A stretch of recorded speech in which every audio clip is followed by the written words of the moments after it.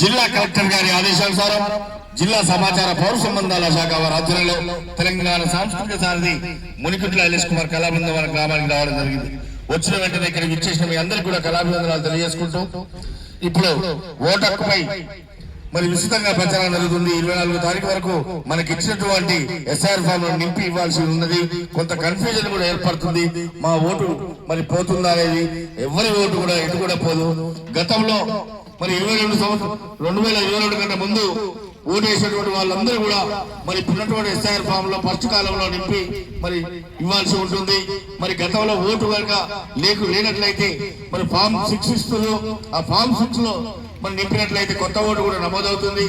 మరి అంతేకాకుండా గతంలో 10 సంవత్సరాల ఒకసారి జరిగేది, ఈసారి కొంచెం లేట్ అయింది.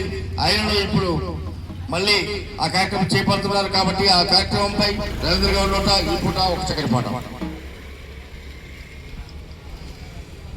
అదిగో కదిలింది నేడు మన జనగణన,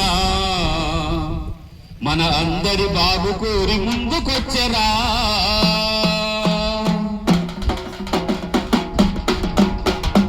అదిగో కదిలింది నేడు మన జనగణన, మన అందరి బాబు కోరి ముందుకొచ్చరా. అదిగో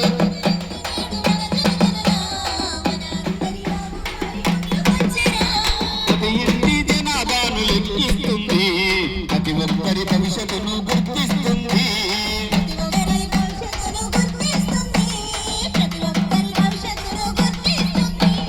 ఇంటింటి సర్వే అంటే మన ఇంటి సౌభాగ్యమే. అదిగో కదిలింది నేడు మన జనగణన, మన అందరి బాబు కోరి ముందుకొచ్చేరా.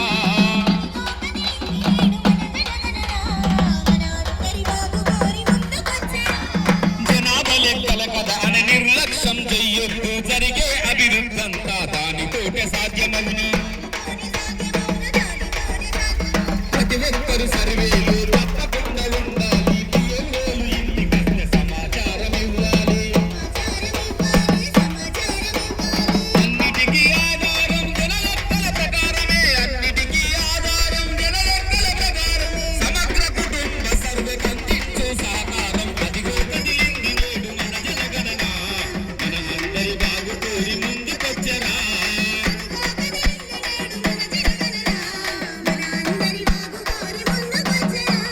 ప్రతి ఇంటి జనాభాను లెక్కిస్తుంది, ప్రతి ఒక్కరి భవిష్యత్తును గుర్తిస్తుంది.